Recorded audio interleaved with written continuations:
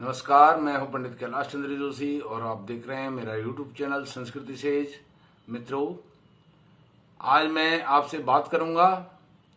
प्रधानमंत्री मोदी आज केदारनाथ बद्रीनाथ की यात्रा पर थे और उन्होंने आखिरी जो हिमालय की गोद में बसा हुआ गांव है माणा गांव, वहां से अपना एक संबोधन दिया। और यह संबोधन वहां के लोगों के नाम से नहीं था, ये पूरे राष्ट्र भारत राष्ट्र के नाम से संबोधन था। तो जो उनका एड्रेस है उसकी आज समीक्षा, आलोचनात्मक समीक्षा इसकी मैं करूंगा और आप इस आलोचनात्मक समीक्षा को, विश्लेषण को जरूर देखिए। यह सबको जगाने वाला विश्लेषण है प्रधानमंत्री मोदी का। सर्वप्रथम आप मेरी इस वीडियो को लाइक कीजिए, शेयर कीजिए और मेरे चैनल को सब्सक्राइब भी कीजिए। जैसा कि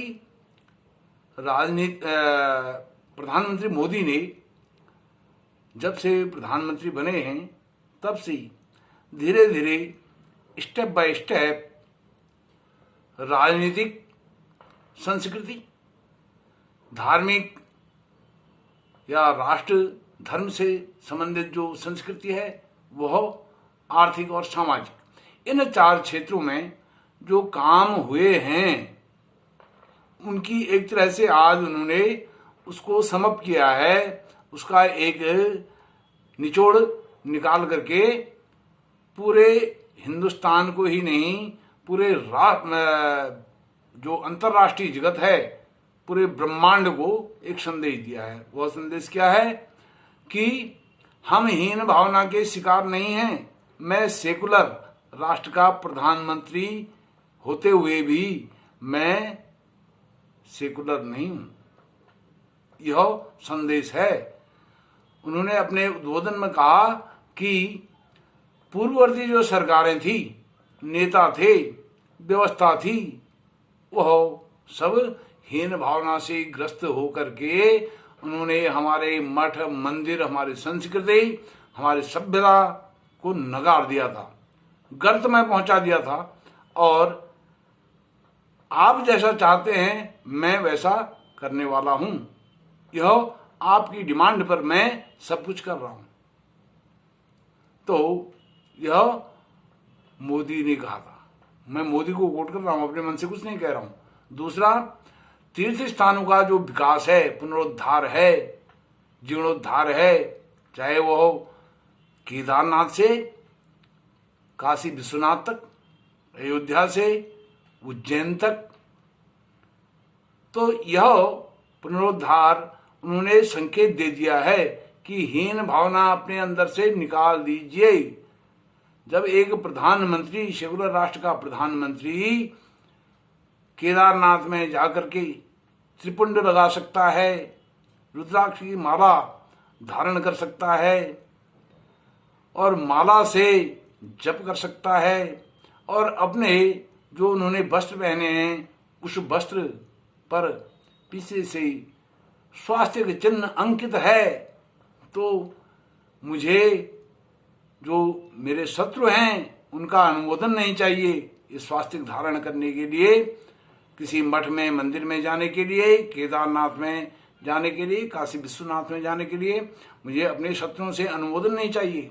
तो तुम क्यों उनका अनुमोदन चाहते हो, अपने शत्रुओं का?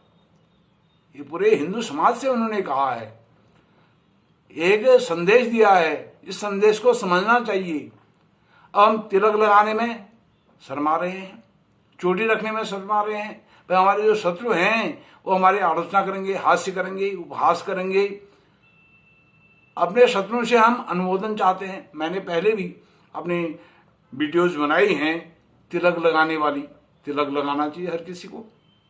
अपने आप मैं हिंदू हूं ऐसा गौरवान्वित व्यक्ति को होना चाहिए।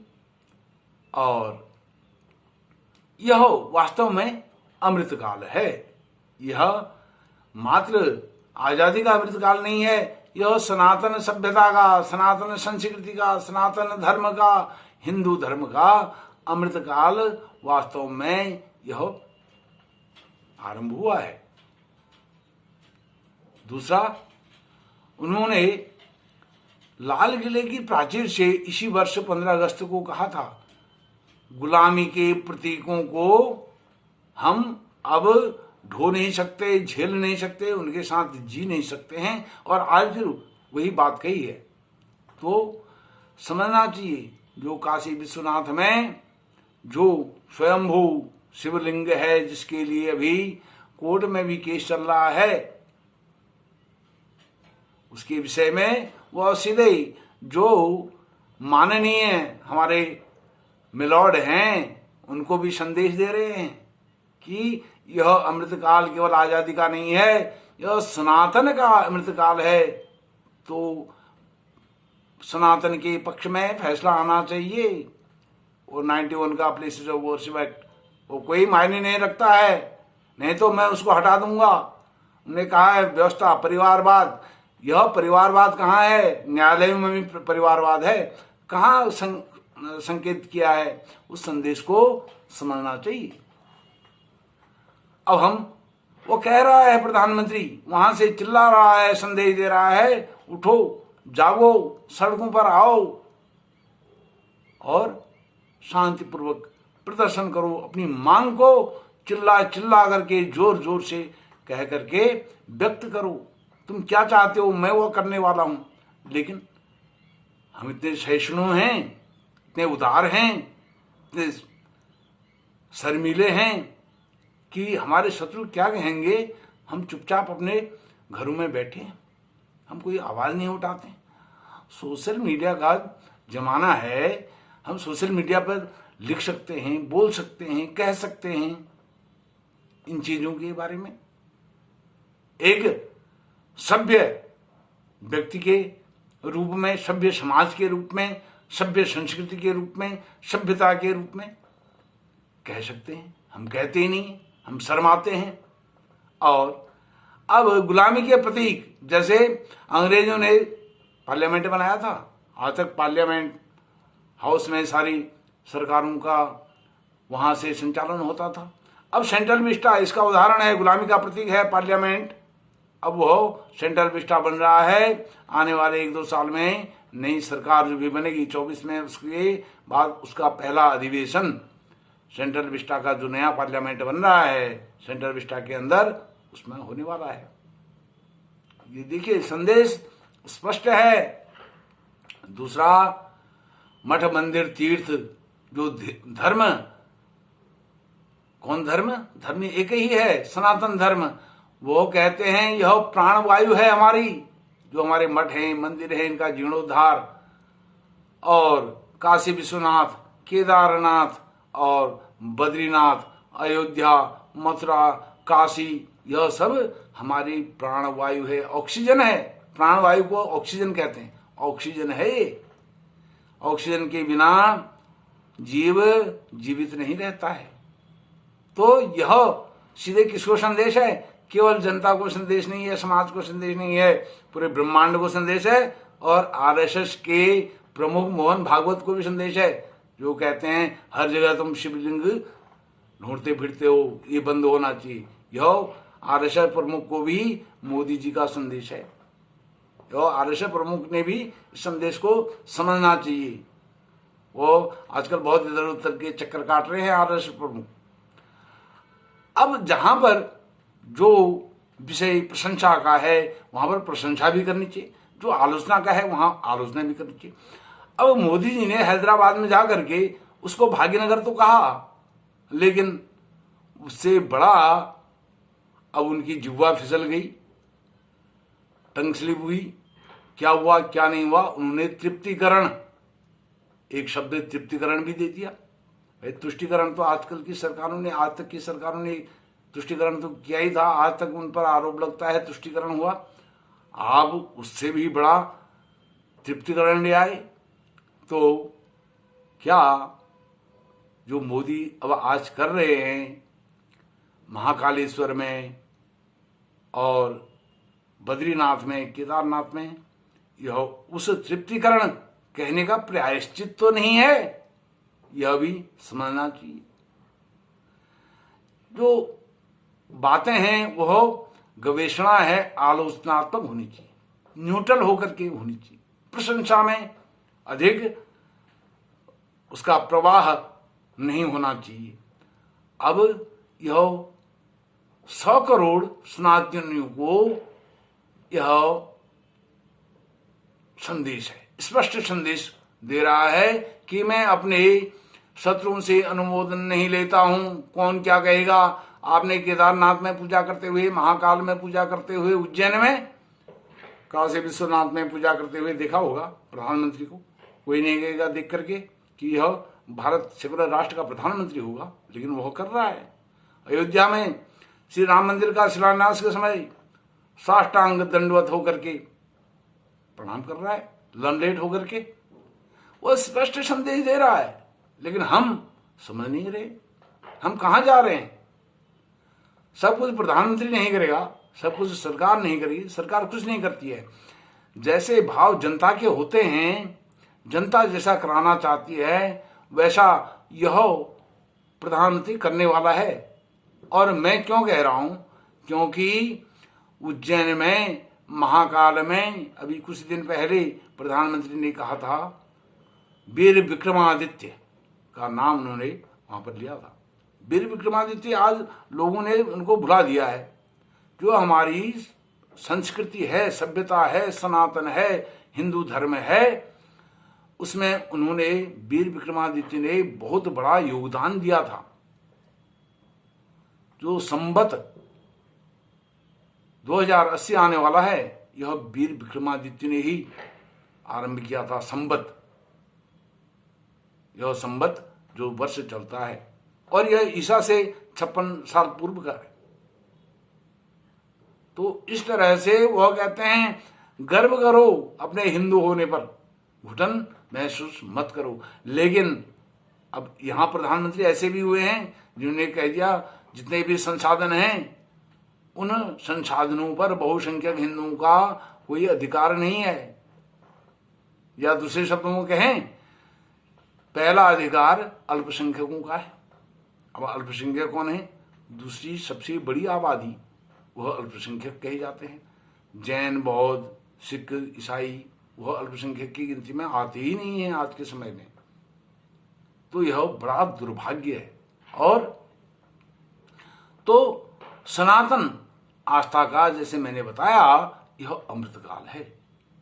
हम तिलक नहीं रखते हैं, तिलक नहीं लगाते हैं, चोटी नहीं रखते हैं, जनेऊ नहीं पहनते। अरे भाई, किसने कहा है भारतवर्ष में आपको यह सब नहीं करने के लिए? किसकी ताकत है?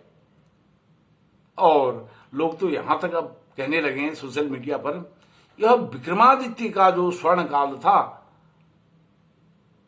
2080 वर्ष पूर्व, वह स्वर्ण काल, यह अमृत काल के रूप में वापस लौट करके आया है। यह सत्य भी हो सकता है कदाचित,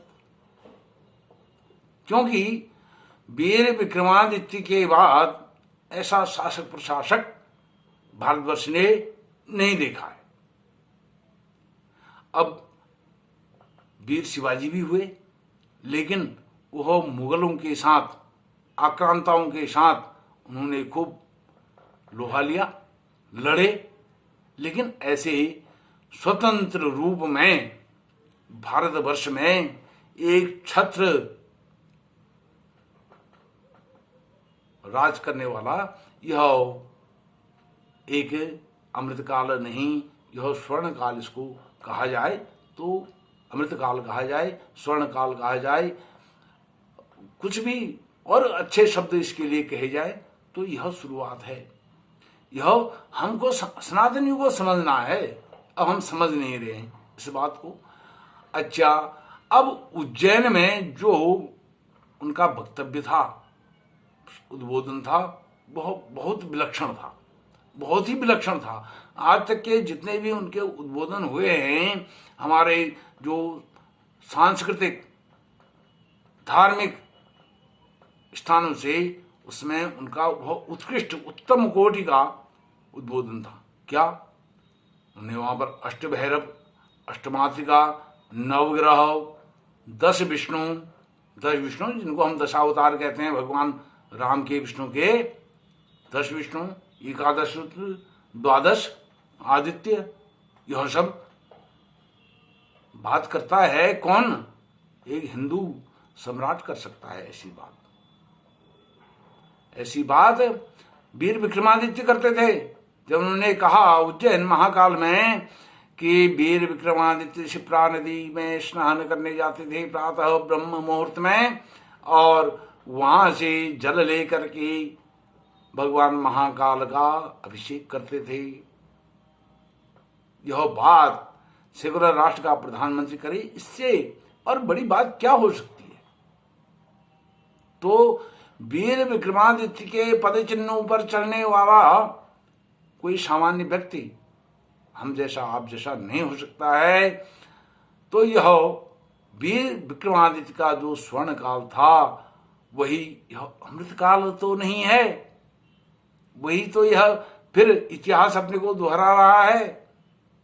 जैसे वीर विक्रमादित्य ने उज्जैन में अनेक वेधशालाओं का, वह उज्जैन जो था भारतीय ज्योतिष का केंद्र था, वहां से उसको सेंटर माना गया था। जो आज इंग्लैंड को स्थान मिला है वह अक्षांश देशांतर, वह विश्व का एक मध्य भाग माना जाता था, सेंटर पॉइंट माना जाता था। वहां से ज्योतिष की दुनिया भर की गणनाएं उसको केंद्र मान करके होता था। उन्होंने ऐसी व्यवस्था करी थी। उनके पूरा ब्रह्मांड में जितना भी दुनिया है, अमेरिका 500 साल पहले आया है अस्तित्व में, पूरे दुनिया में उनका एक छत्र राज था और वह चक्रवर्ती सम्राट थे वीर विक्रमादित्य। और 12 मिहिर कालिदास जैसे उनकी नवरत्नों में रहे हैं। अब आज के प्रधानमंत्री और कुछ समय पहले के प्रधानमंत्री की मैंने आपको बात बताई, और पहले के प्रधानमंत्री के जो प्रधानमंत्रित्व काल में गृह मंत्री रहे हैं, वह कहते हैं गीता में भी जिहाद का वर्णन है। शर्म आनी चाहिए इन लोगों को, गीता को जिहाद से जोड़ रहे हैं। और 26/11 वही शिवराज पाटिल जो जिहाद की बात कर रहे हैं, गीता के साथ जोड़ रहे हैं जिहाद को, वो 26/11 में गृह मंत्री थे भारत के, और उनको फिर बाद में हटाया गया था गृह मंत्री से। और फिर बाद में एक गृह मंत्री और आए, उन्हीं प्रधानमंत्री जो कहते हैं अल्पसंख्यकों का पहला अधिकार है संसाधनों पर, उनके गृह मंत्री आए जिन्होंने सेवरन टेरर कहा, भगवा आतंकवाद कहा, हिंदू आतंकवाद की एक थ्योरी गढ़ी। ऐसे भी रहे, और एक ऐसे भी हैं जो त्रिपुंड लगा करके मंदिर मंदिर भ्रमण कर रहे हैं, रुद्राभिषेक कर रहे हैं। एक ऐसे भी प्रधानमंत्री हैं। तो एक प्रधानमंत्री कहता है हिंदुओं का अधिकार संसाधनों पर नहीं है, और इस प्रधानमंत्री, अब कुछ लोग कह रहे हैं कि इन्होंने कहना चाहिए था प्रधानमंत्री ने कि 100 करोड़ सनातनियों का पहला अधिकार संसाधनों पर है। नहीं, ऐसी गलती प्रधानमंत्री मोदी नहीं कर सकते हैं कि पहला अधिकार जो भारत के संसाधन है, पहला अधिकार 100 करोड़ सनातनियों का होगा, हिंदुओं का होगा। ऐसी गलती, ऐसी राजनीतिक भूल वह कभी नहीं कर सकते। वह पूर्व के प्रधानमंत्री, गृह मंत्री आदि कर सकते। अब जैसे मैंने आपको बताया, राजनीति के क्षेत्र में उन्होंने सुभाष चंद्र बोस को आगे करा। सबने भुला दिया था। आप सब लोगों को यह किताब पढ़नी चाहिए। यह किताब है गुमनामी बाबा, नेताजी, गुमनामी बाबा और सरकारी झूठ। यह अनुधर हैं, अनुधर ने लिखी हुई किताब है। इस किताब को पढ़ना चाहिए। हमारे संविधान के साथ क्या क्या खिलवाड़ हुआ है वह सब इसमें वर्णन है। इस किताब में सब वर्णन किया गया है, और इसमें नेताजी से संबंधित सारे तथ्य, रिकॉर्ड, प्रूफ सारे इसमें दिए गए हैं। इसको आपने पढ़ना चाहिए। और हमारा जो पवित्र संविधान था, जिसको हमारे मनुष्यों ने बनाया था, उसमें क्या क्या फ्रॉड हुए, इसके अंदर बहुत कुछ उसकी सामग्री मिलती है। यह किताब मैंने पूरी पढ़ी है। ये किताब है, मैंने पूरी पढ़ी है किताब। इस किताब में 252 पेज हैं।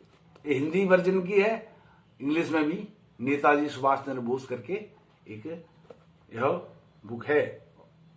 यह चंद्रचूड़ घोष एवं अनुधर ने यह संयुक्त रूप से लिखी हुई है।